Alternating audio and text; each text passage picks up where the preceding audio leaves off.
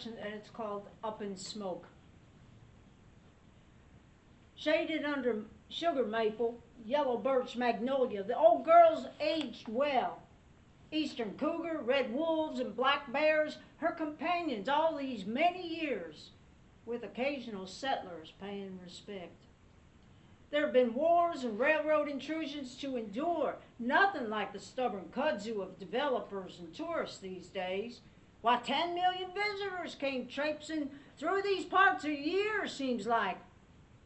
I worry about her breathing lately. Her air and streams just don't seem right since all these money-hungry people came round her. Some of her old friends have been chased away for good. The emerald dragonfly, the Carolina parakeet, the American chestnut, some threatened just hide. Woodpeckers, flying squirrels, chubs. She's been around 300 million years. But folks shouldn't take her for granted. This great lady, the Great Smoky Mountains, will end up in ashes just like us if we're not careful. Thank you.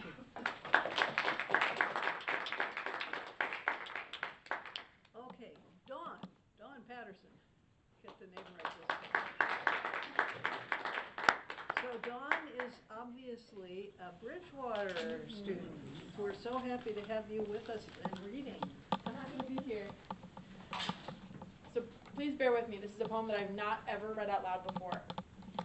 A poem about crying. No one can see me cry. It draws attention I don't want. When I cry, it's loud and everyone hears. My eyes get all red and puffy, something everyone can see.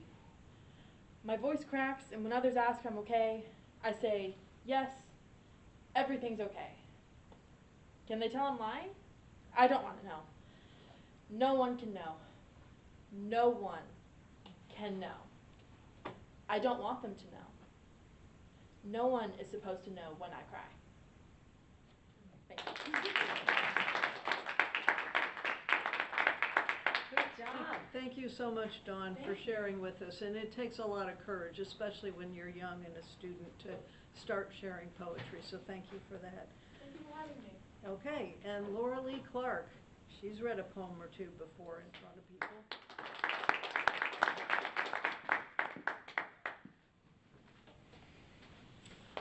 I don't know if you all have heard of The Nature of Our Times. Luisa Igloria is one of the editors. It's fabulous. I strongly recommend that you read it or get a copy. I have one poem in here. It's the smallest things. I make a list of what there is to eat in the refrigerator, what I can make so very little food goes to waste, ideally so no food goes to waste, because that is what creates the most greenhouse gases that contribute to global warming, because we've turned sustenance into poison, because that's the way capitalism operates, isn't it?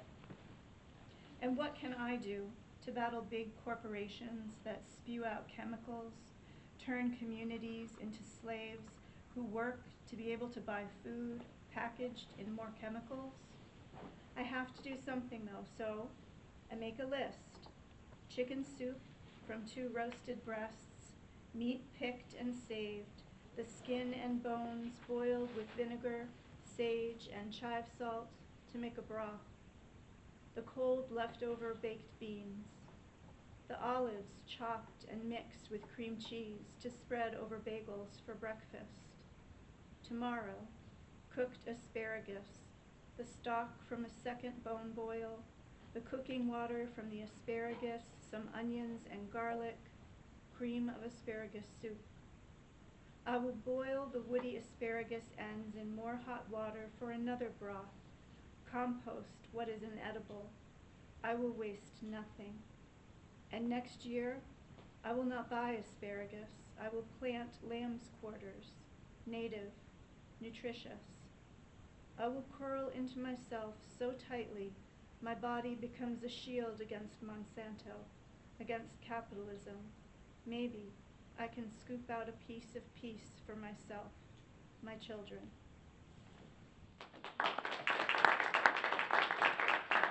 Patsy, come up here a minute. Just 1 minute. I want the two of you to put your books down.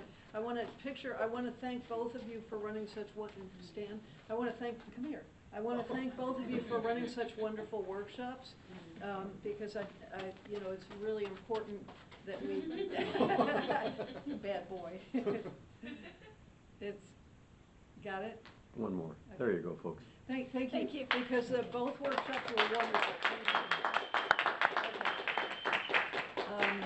Okay, Angela Valis. I can actually say your name, so come on down, Angela. Another student. I especially want to thank Stan for producing. Good evening. I'm Angela Valis, and my debut poetry collection is going to be out in the fall. It's called Nectar. And this is a poem from that, and it's in honor of the historic moon mission that we have just had this past week. Eye of the moon. Ethereal, yet also poignant. Quirky, and also needed. Méliès knew. He landed right on the golden orb. And from there, we were all taken away to other worlds. To dream, a human necessity. To be delighted, a lifting frolic. To be surprised, the spice of life. The Cine takes us away.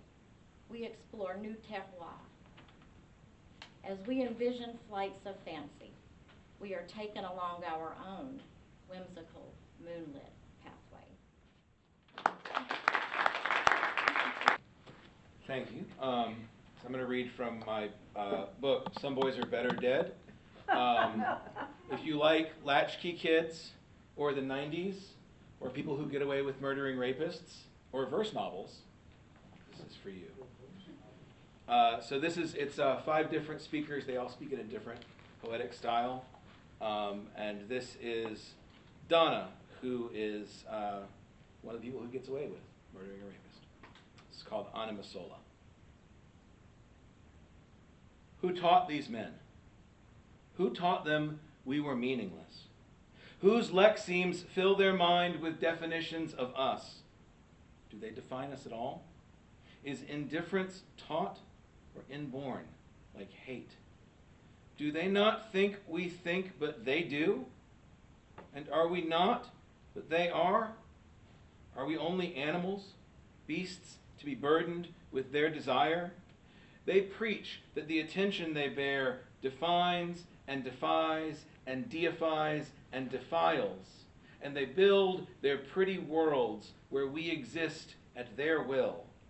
But all their philosophy breaks on this body he tried to defile with his unwanted will.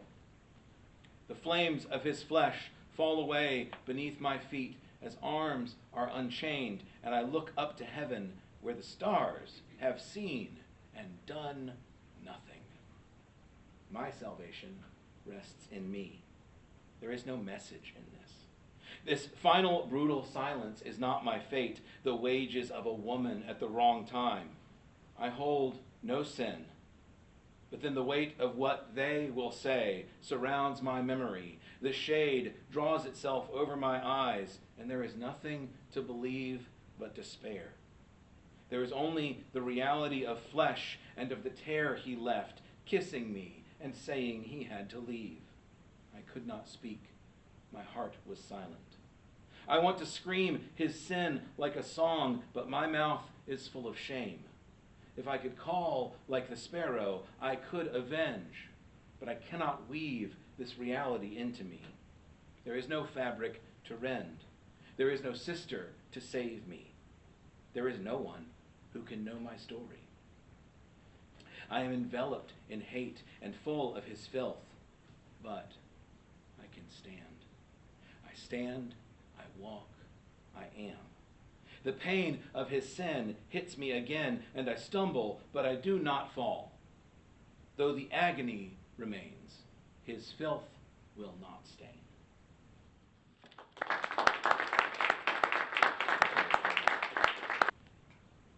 This poem is called As If by Some Mistake. It is after a poem by Margaret McKinnon in that poem is called A Child Dressed as an Angel. That poem is an ekphrastic poem. I do not have access to the picture that poem was after. This poem is a concrete poem, but I think it works just fine without being able to see the page. The lovers gazed at the tree across the car-studded street, pausing in their stroll through the golden languor of their morning.